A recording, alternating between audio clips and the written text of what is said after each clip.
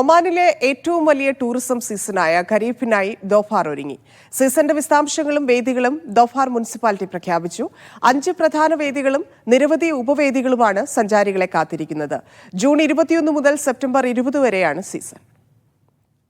ഇത്തിൻ square, Al Saada area, Awqad park, Ittin plain, Salalah public park എന്നീ 5 പ്രധാന സ്ഥലങ്ങളിലായാണ് ആക്ടിവിറ്റികൾ നടക്കുക.